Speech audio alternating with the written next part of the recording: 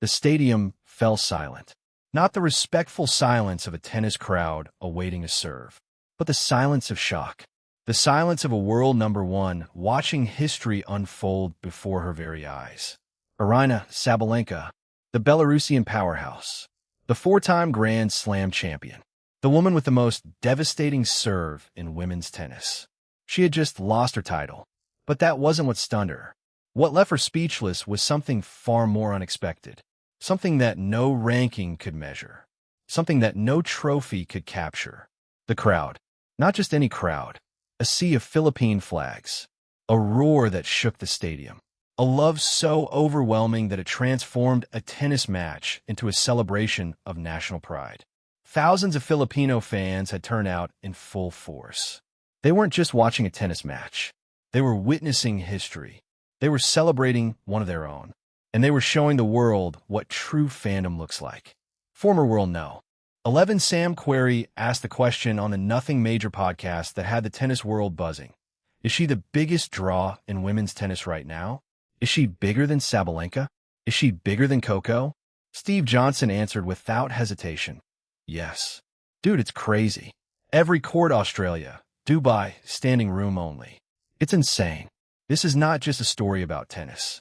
This is a story about a phenomenon that has stunned the world number one herself. A story about a 21-year-old from the Philippines who has captivated the world. A story about the power of community and the unbreakable spirit of the Filipino people. Welcome to Rally Nova. Let's begin. The numbers don't lie, and they paint a picture that is impossible to ignore. At the Australian Open, Alex Eala's pre-tournament press conference drew approximately 171,000 online viewers.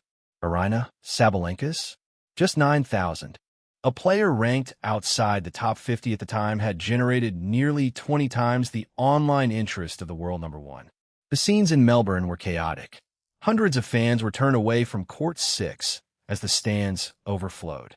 Security had to turn people away as others crowded around big screens and nearby food courts, waving flags and trying to catch any angle of her match. Inside, the chair umpire repeatedly asked the crowd to quieten down during points, an unusual request for a player seated outside the top brackets. Former world number 8 John Isner, a veteran of the tennis world, called the Philippines a huge market that many in tennis had underestimated. It's everywhere. It's a huge market. I think a lot of people underestimated how big that market is.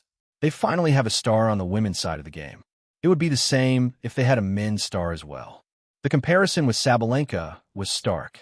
The Belarusian, despite being world no. 1. Couldn't match the Filipina's pull. Johnson described the scenes as insane and massive, noting that the crowds Eala is getting all over the world are insane. Steve Johnson went further, calling Eala's impact massive, and noting that the scenes she generates are reminiscent of the Fonseca effect on the men's side in Miami last year, when Brazilian teenager João Fonseca's matches had to be moved from outside courts because chanting fans overwhelmed the grounds. But Querrey argued that Eala's surge might already be bigger. She's already been on the cover of Vogue, and she's playing well right now too. If she wins a slam, it would be one of the biggest things in the world, Querrey said. Why does Alex Eala command such a massive following? The answer lies not just in her talent, but in what she represents. Eala is the first Filipino to win a WTA Tour-level singles title. She is the first Filipina to reach the semi-finals of a WTA 1000. She made the deepest Grand Slam run by a Filipina. She has consistently taken Philippine tennis to stages it had never reached before. Tournament director Carl Hale, who witnessed the phenomenon firsthand, admitted he had never seen a player ranked outside the top 5 have this type of effect. In Toronto, tickets for Eala's opening match sold out in just 30 minutes. Alex is an absolute blessing to the sport of tennis at our tournament, Hale said. It's an amazing tournament to have her here playing singles and doubles with Venus Williams. The Filipino community across the globe has embraced Eala like no athlete since Manny Pacquiao.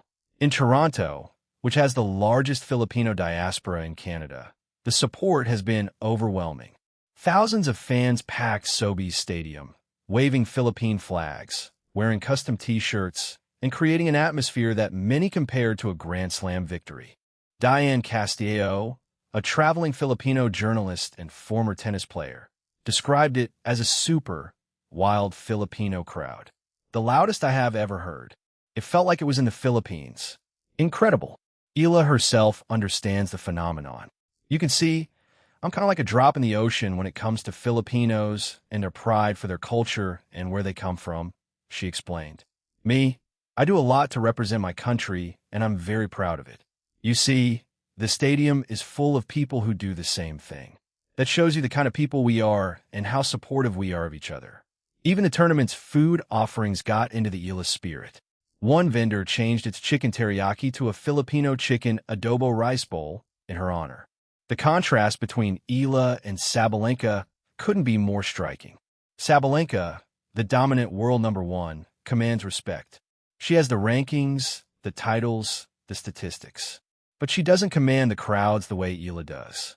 She doesn't generate the same emotion. She doesn't inspire the same devotion. John Isner highlighted the commercial reality. It's everywhere. It's a huge market. I think a lot of people underestimated how big that market is. They finally have a star on the women's side of the game. It would be the same if they had a men's star as well. There are some huge markets with untapped potential. They just need players to emerge and make a name for themselves. And that's what Alex has done so far.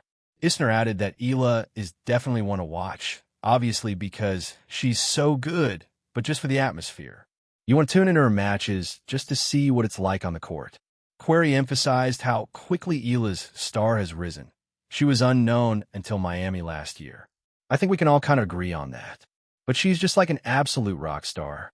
Even though she's not top 10 in the world, when she gets to these tournaments now, she has to play on center court. The tennis establishment has been forced to adapt. Tournament organizers have been compelled to place Eala on center courts due to overwhelming demand. This is a reality that even world number one Sabalenka doesn't command. And the question that haunts Sabalenka is, how can someone who hasn't won a Grand Slam be more popular than the world number one? The answer is simple. Eala represents something beyond tennis. She represents hope, pride, and the power of community. Eala's rise signals a seismic shift in tennis. The sport is becoming more global, more diverse, and more accessible. And Eala is at the forefront of that change. The Filipina star has brought a new demographic to tennis, one that is passionate, vocal, and deeply connected to her journey. She has turned early-stage matches into some of the loudest, most crowded scenes on the women's tour. But her popularity isn't just about numbers. It's about changing the culture of the sport. In a WTA dominated by stars like Aryna Sabalenka and Coco Gauff, Eala's arrival as an Asian figure with a passionate nation behind her could reshape the landscape of audiences and popularity. In a sport that has often been seen as exclusive and European-centric, Eala is breaking barriers. She is showing the world that champions can come from anywhere, and she is inspiring a generation of young Filipinos to dream big. Manny Pacquiao called Eala our new champion. President Ferdinand Marcos Jr. led the nation in congratulating her, saying she continues to redefine what is possible for Philippine tennis and inspire countless young Filipinos to dream without limits. The Washington Times called her Alexander the Great. The WTA said in a social media post, "All aboard the Eala Express." The phenomenon is only growing. Eala's fanbase is not just in the Philippines. It's global. Her impact is not just on tennis. It's on culture. And her story is not just about winning. It's about representation. The debate is settled. The evidence is overwhelming. Alex Eala has become the biggest draw in women's tennis, perhaps in all of tennis.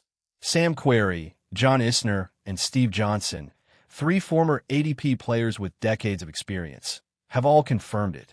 She is a bigger draw than Aryna Sabalenka. She is a bigger draw than Coco Gauff. And the proof is in the numbers. The packed stadiums, the overflowing crowds, the viral press conferences, the global fan base, the flags waving in every city she visits, the community that shows up in full force wherever she plays. Eala is not just a tennis player. She is a phenomenon, a cultural movement, A force of nature. She has done what no ranking could measure, no trophy could capture.